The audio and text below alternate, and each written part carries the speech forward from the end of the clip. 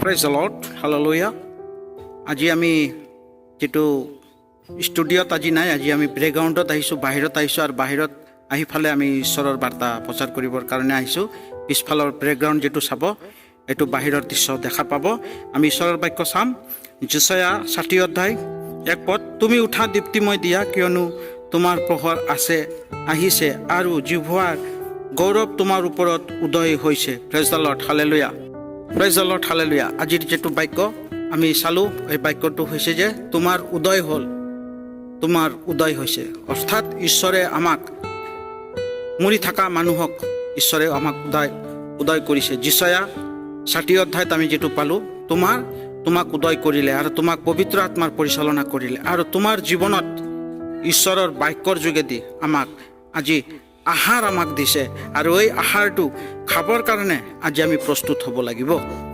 আৰু উদয় হোৱা মানে কি? যেনেকা সূৰ্য উদয় হৈছে এনেকা আমাৰ জীৱনতো এনেকা উদয় হ'ব লাগিব। কাৰ কাৰণে উদয় হ'ব লাগিব? যেটো আমি ঈশ্বৰৰ বাক্যৰ যোগেদি আমি উদয় হ'ব লাগিব। আৰু ঈশ্বৰৰ বাক্য আমাক এনেকা উদয় কৰিব কৈছে যে তাৰ বাক্য আৰু তাৰ আশীৰ্বাদ যোগেদি আমি উদয় হ'ব লাগে।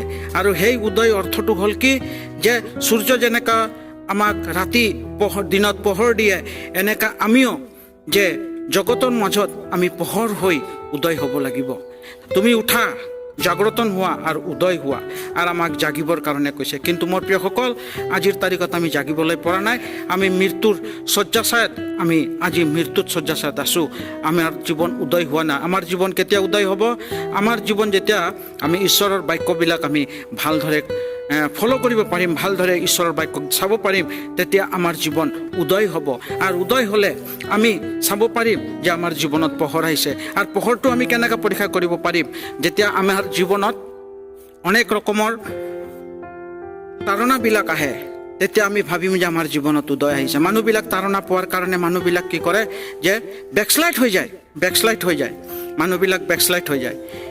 বেকস্লাইড হোৱাৰ কাৰণে আমি কি হয় যে মানুহবিলাক গম কৰিব নোৱাৰে যে আমাৰ জীৱনত তাৰণা আহিছে। যেনেকৈ যীশুখ্ৰীষ্টৰ যিশয়া ভাবাদীৰ জীৱনত আমি চাওঁ, তো আমি তাৰণা পোৱাৰ কাৰণে আমি একদিন আমি উদয় হ'ম। তাৰণা পোৱা ব্যক্তি ধন্য গৈছে বাইবেলত। আৰু যেতিয়া আমাৰ তাৰণা হ'ব আৰু তাৰণাৰ যোগেদি আমাৰ জীৱন এদিন উদয় হ'ব। আৰু সেই উদয়টোহে ঈশ্বৰৰ বাক্যৰ যোগেদি আমি ঈশ্বৰক আমি চাব পাৰিম। আৰু উদয় হৈছে তুমি জাগি উঠা। আমি কেতিয়া জাগিম? যেতিয়া আমি ঈশ্বৰৰ বাক্যক আমি ফ'ল' কৰিম, যেতিয়া ঈশ্বৰৰ বাক্যৰ লগত চলিব পাৰিম, যেতিয়া ঈশ্বৰৰ বাক্যৰ লগত আমি নিজৰ লাইফটোক ঈশ্বৰৰ হাতত দিব পাৰিম, তেতিয়াহে আমি জাগি উঠিম। আমি কেতিয়া মৰি আছিলোঁ? যেতিয়া আমি আন্ধাৰত আছিলোঁ তেতিয়া আমি মৰি আছিলোঁ। কিন্তু আমাক জাগৰণ কৰিলে ঈশ্বৰে, তাৰ আত্মাৰ যোগেদি আমাক জাগৰণ কৰিলে।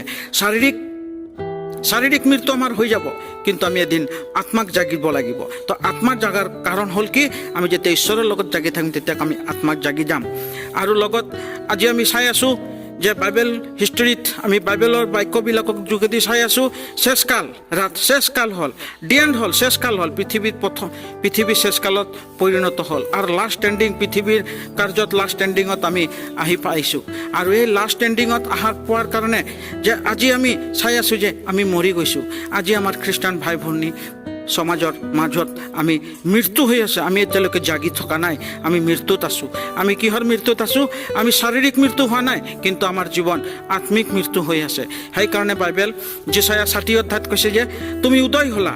আমি কেতিয়া উদয় হ'ম? যেতিয়া আমি ঈশ্বৰৰ বাক্যৰ লগত আমি জৰ্জৰিত হৈ থাকিম, তেতিয়া আমাৰ জীৱন উদয় হ'ব আৰু ঈশ্বৰৰ কাৰ্যত আমি সফলতা প্ৰাপ্ত হ'ম। আৰু ঈশ্বৰৰ বাক্যক আমি গোটেই পৃথিৱীৰ মাজত আমি বিলাব পাৰিম, তেতিয়াহে আমি জাগৰণ হ'ব পাৰিম। মোৰ প্ৰিয়সকল, আহক মোৰ প্ৰিয়সকল, আজিৰ যিটো মেছেজ দিলোঁ, যি বাক্য দিলোঁ, এই বাক্যত আমি যে লাগি থাকিব পাৰিম। আৰু আমাৰ উদয় কেতিয়া হ'ব? আমি যেছায়া 60 অধ্যায় 1 পদত যেটো পালোঁ, আৰু এই 1 পদটো যদি আমি ভাঙি ফালে আমি কৈ দিম কেতিয়া উদয় হ'লে পৃথিৱীত, যেতিয়া জহন লেখা 3 অধ্যায় 16 পদত কৈছিলে, কাৰণ ঈশ্বৰ জগতক কিমান প্ৰেম কৰিলে। তো আজি আমাৰ কাৰণে ওই উদয়টোৰ কথাটো যেছায়া ভাবাদীত লিখিছিলে। আজি ওই উদয়ৰ কথাটো আমি ঈশ্বৰৰ কথাটো আমি দেখিলোঁ যে ঈশ্বৰ আমাৰ কাৰণে উদয় হল আৰ আমাৰ কাৰণে এই দীপ্তিময় হল আৰ আমাৰ কাৰণে এই পৃথিৱীত প্ৰকাশিত হল আৰু এই প্ৰকাশিতৰ কাৰণে আজি আমি উদয় হ'ব পাৰিলোঁ মোৰ প্ৰিয়সকল। আৰু সেই উদয় কেতিয়া আমি হ'ব পাৰিম? যেতিয়া আমি ঈশ্বৰৰ লগত জড়িত হৈ লাগি থাকিব পাৰিম আৰু আমাৰ নিজৰ জীৱনটোক আমি ঈশ্বৰৰ হাতত সমৰ্পণ কৰিব পাৰিম আৰু নিজৰ কাৰ্যত আমি ঈশ্বৰৰ হাতত দিব পাৰিম। তেতিয়াহে আমাৰ আত্মা উদয় হ'ব। আমি জানো যে আমি মৃত্যুত শয্যাশায়ী হৈ থাকোঁ, মৃত্যুত মৰি থাকোঁ, কিন্তু মৃত্যুৰ পৰা যেতিয়া আমাক কবৰৰ পৰা যেতিয়া উঠাব তেতিয়া আমি উদয় হ'ম আৰু তেতিয়া ক'ত উদয় হ'ম? তেতিয়া আমাক স্বৰ্গলোকত লৈ যাব। Praise the lord. স্বৰ্গত যাম আৰু এইটোৱে আমাৰ উদয়। আমি প্ৰাকৃতিক যিটো আমাৰ শাৰীৰিক যিটো দেহটো এই পৃথিৱীত থাকি যাব, কিন্তু আমাৰ আত্মাটো এদিন উদয় হ'ব। আজি ওই উদয় হোৱাৰ কাৰণে আজি লাখ লাখ মানুহে বহুত ৰকমৰ পূজা পাতত ব্যস্ত হৈ আছে। লাখ লাখ মানুহে আজি অনেক তন্ত্ৰ মন্ত্ৰ বিদ্যাত মানুহ ঘূৰি আছে, কিন্তু ওইটো যেটো যে আমি লাষ্ট এণ্ডিঙত যে আমাৰ আত্মা যে স্বৰ্গত যাব, ওইটো এতিয়ালৈকে আমি কৰিব পৰা নাই। কিন্তু ঈশ্বৰে আমাক উংলিয়াই দিছে যে আমাৰ এদিন উদয় হ'ম আৰু একদিন আমাক আত্মাত আমি জীৱিত হ'ম আৰু আমাক লৈ যাব স্বৰ্গত, হেভেনত যাম। আৰু ওই হেভেনত যোৱাৰ টাইমতেহে আমাৰ আত্মাটো উদয় হ'ব। Praise the lord. আৰু গোটেই জগতৰ মানুহ এদিন উদয় হ'ব। কেতিয়া হ'ব?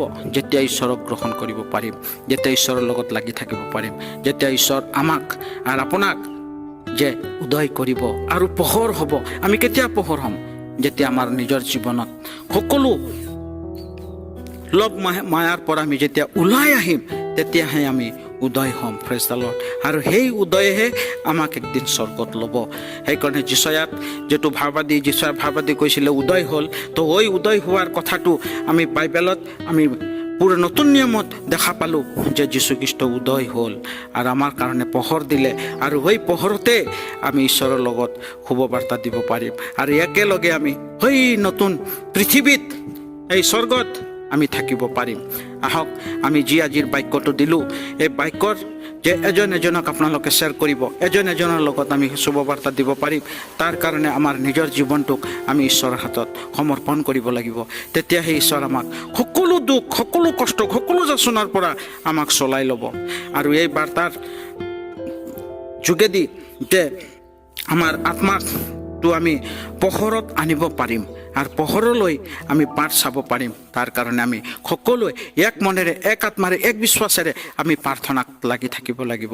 তেতিয়াহে আমি ঈশ্বৰৰ কাৰ্যত আমি যাব পাৰিম। আৰু যদি আমাৰ জীৱনত আত্মা নাই, আমাৰ জীৱনত যদি আত্মা যদি নাথাকিব, স্বৰ্গীয় আত্মা যদি আমাৰ জীৱনত নাথাকিব, আমি মৃত্যু হৈ আছোঁ। সেইকাৰণে আমাৰ বাইবেলত ঘনে ঘনে উংলিয়াই আছে যে তুমি উঠা আৰু উদয় হোৱা।